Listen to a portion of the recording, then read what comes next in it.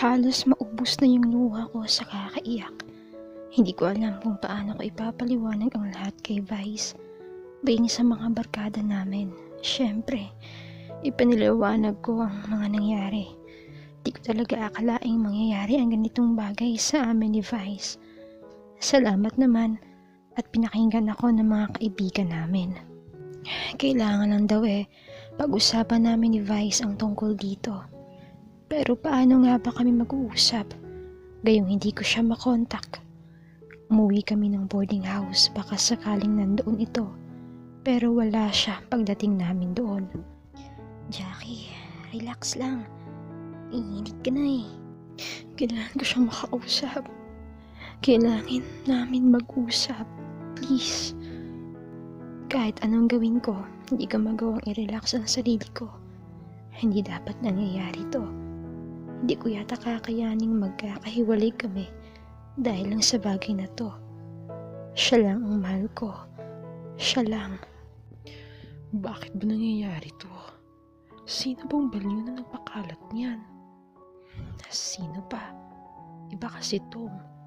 Di ba malaki naman ang tama nung dati pa kay Jackie? Feeling ko hindi. Kasi di ba mukha nga siyang nag-aalala kanina Ay nako, hindi ako convinced. Guys, please. Hanapin na natin si Vice. O sige, maghiwa-hiwalay na lang kaya tayo. Ako na ang sasama kay Jackie. Sige. Text na lang ha. Dahil sa galit, nararamdaman ko. Dinala ako ng aking mga pa sa isang tagong bar. Hinubad ko yung uniform ko, kaya nakasandal lang ako. Para naman hindi halatang estudyante ang dating ko. Bahala na kasi ang totoo. Wala na akong pakialam. Gusto kong uminom ng uminom. Gusto kong nunurin sa alak ang sarili ko. Nakakailang bote na ako ng beer pero bakit parang hindi pa rin ako tinatablan. Bumuli rin ako ng Yossi. Kasi sabi ng iba, nakaka-relax daw yun. Para akong gago. Para akong tanga sa mga ginagawa ko. Pero wala akong pakialam. Kasi ito na lang yung tanging alam kong makakapagaan ang loob ko. Ang sakit isipin na kayang gawin sa akin ni Jackie ang bagay na yun. Kaya ba niya hindi maibigay-bigay ang sarili niya sa akin kasi may nauna na pala sa kanya, si Tom. Para akong nanliit sa sarili ko. Hanggang ngayon, bakla pa rin ba ang turing niya sa akin? Bakit? Ano ba hindi ko kayang ibigay bilang isang lalaki? Respeto ko bawat desisyon niya kahit ni minsan. Hindi ko siya pinilit. Pero tang na. Hindi ko matanggap. Buong lakas kong piniga ang basong hawak-hawak ko. Kaya naman nabasag ito sa aking mga palad. Unti-unting tumulo ang napupulang dugo mula rito. Kahit na alam kong sugatan ang kamay ko, wala pa rin akong nararamdamang kirot. Kasi kung meron mang mas masakit, yun na yung nadurog kong puso. Lihim akong umiyak habang nakakatitig lang ang mata ko sa bote ng beer. Hindi kong parang nagkakagulo ang mga naroroong nagiinom din kasi magsisimula na yatang tumugtog ang isang banda. Sa kabila ng mga hiyawan nila, nanatili lang akong deadma hanggang sa nagsimula na nga itong kumanta.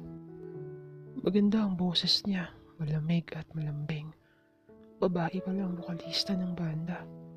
Lalo lang tuloy akong naging malungkot habang pinapakinggan ang boses niya. Lumagok ulit ako ng beer para akong uhaw dahil halos ibuhos ko na ito sa aking katawan. Basang-basa na ang sando ko at nangangamoy ewan na ako. Pero wala akong pakialam. Gusto ko pang uminom.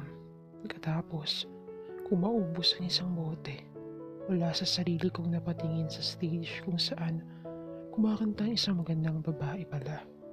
Kahit medyo nalalabo na ang paningin ko, tanaw ko pa rin ang maamong mukha nito.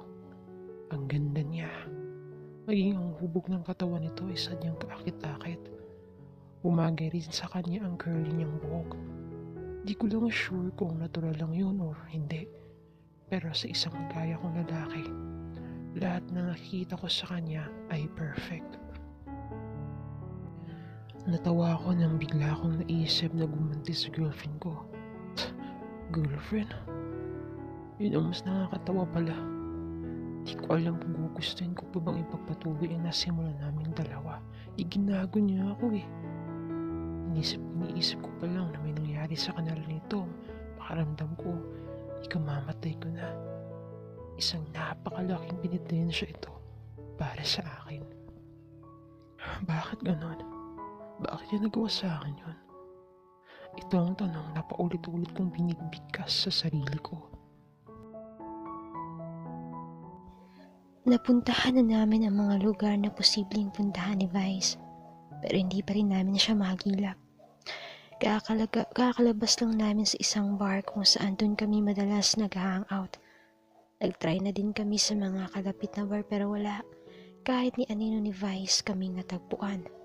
Sis, umuwi na kaya muna tayo. Magkaka-overfatigue ka niya sa ginagawa mo. Hindi ako pwedeng tumigil sa paghahanap sa kanya lunch. Sa pagkakataong ito, alam kong punong-puno ng galit ang kalooban niya. Kaya paano ako makakapagpahinga kung alam kong baka may mangyari sa kanya? Lunch. Hindi ko mapapatawad ang sarili ko kapag may nangyaring masama sa kanya. Lunch. Halos maglumpasay na ako sa kakaiyak sa harapan ng kaibigan ko. Maya-maya ay dumating sina Ate Ann at Kuya Vong. Jackie, ano nangyari? Maiyak-iyak ako yumakap kay Ate Ann. Hindi ko maiwasang humagulhol sa mga balikat niya. Si Lunch na ang nagpaliwanag para sa akin. Kasi di ko na yata kaya pang magsalita dahil sa aking mga paghikbi. Pagang-pagana yung mata ko. Buong maghapon na yata akong iyak lang ng iyak. Hindi na naubos-ubos ang mga luwas sa aking mga mata. Babe, nasan ka na? Please. Parang awa mo na. Dahil hindi tumitigil ang pag-agos ng dugo sa aking sugatang palad, pinunit ko yung uniform ko at itinali ang konting hibla nito sa mga palad ko. Nilapitan ako ng isang waitress. Tinanong kung kailangan ko ng medicine kit. Niyaya rin niya ako sa klinik nila upang magamot daw yung sugat ko. Dahil nairita ako sa kakulitan niya, nasigawan ko tuloy siya. Leave me alone! Agad naman itong kumaripas na umalis. Naduduling na ang aking mga paningin. Dadala-dalawa na yung mga nakikita ko. Sinubukan kong tumayo kasi naiihi ako nang may nasagi akong isang babae. Ay, miss, sorry, miss. Pare, tanda naman. Sigaw nung kasama niyang lalaki. Sorry na nga, diba? Papatulan pa sana ako ng lalaki, kaso inawat na siya ng babae. Tangina niyo, mag-iwalay rin kayo. Walang forever. Bulong ko sa aking sarili habang patuloy sa paglalakad. Kahit pagewang-gewang yung lakad ko sa wakas, natuntun ko rin ang banyo. Kainin na nga muna. Habang nakitingala ako sa kesame, nafe-feel ang aking pag-ihi nang mapansin ko ang aking katabing umiihi. Ningon kasi ito nang ningon sa akin parang tanga. Sa inis ko, inapunan ko siya ng isang masamang tingin. Bakla ka, no? Dito sumagot, umiiling-iling lang. Bakla ka nga. Pare, lasing ka na. O sa'yo, umuwi ka na bago ka pa makatagpo ng gulo. Isinira ko muna yung zipper ko bago nagsalita. Gulo ba ka mo? Yun yung hinahanap ko eh, ha? Uminiingin na yung lalaki at iniwan na ako. Kumari patang na nyo. Sigaw ko sa kanya.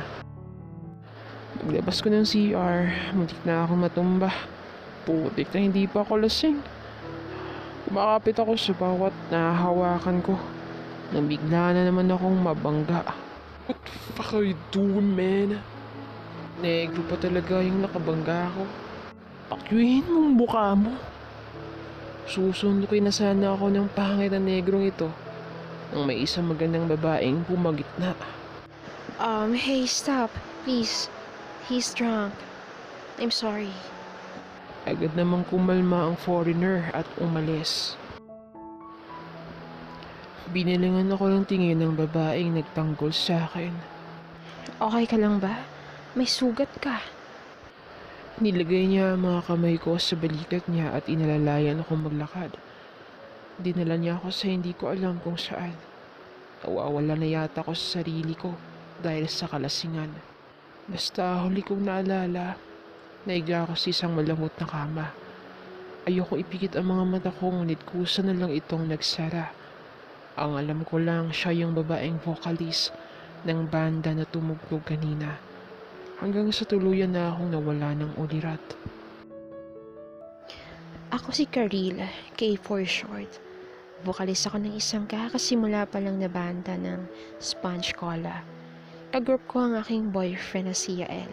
Kaso, hindi namin siya kasama sa pagtutog ngayon dahil sa mga mahalagang bagay na kailangan niyang i-priority.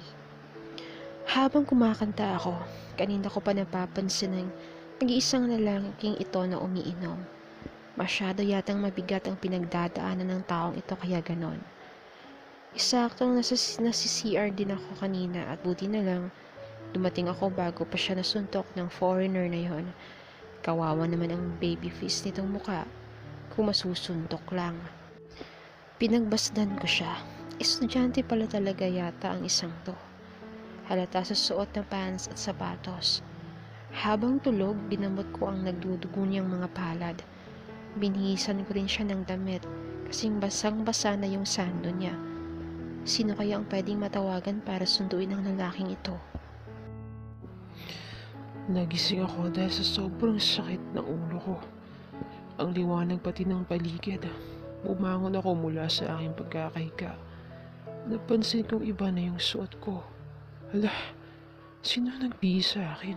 Nasaan na nga ba ako? Blanko ang aking isipan kung bakit ako ngayon naririto. Feel kong inalala ang mga pangyayari. Napangiwi ako nang maramdaman ko ang kirot sa aking mga kamay. May sugat pala ako. Unti-unti kong inalala ang mga sugat ko sa puso ko. Parang tinutusok sa sakit. Hanggang ngayon ramdam ko pa rin ang pagkati at kabiguan sa sarili ko. Ikinuyom ko ang aking mga palad. Nagulat ako nang may biglang pumasok sa pintuan. Ang babaeng hindi lang boses at mukha ang maganda, kundi maging ang kalooban nito. Siya yata ang dahilan kaya ako nandito. Hello? Hi. Nahihiya akong batis sa kanya.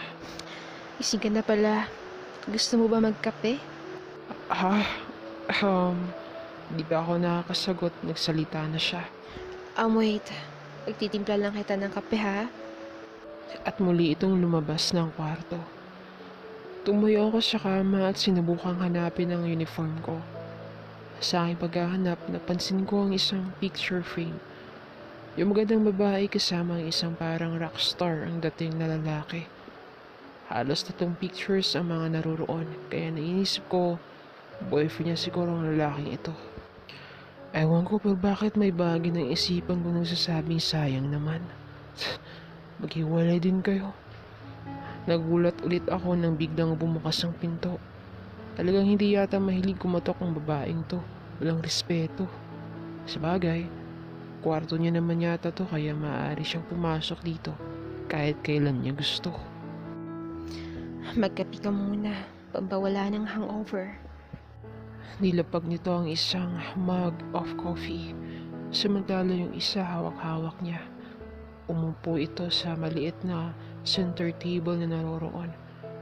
Makikisabay siyang makikape sa akin. Parang gusto ko yun ah. Naglakad ako palapit sa kanya at umupo sa tapat niya. Hindi ko alam kung anong una kong sasabihin eh. Magpapasalamat ba ako muna or tatanungin ko muna pangalan niya?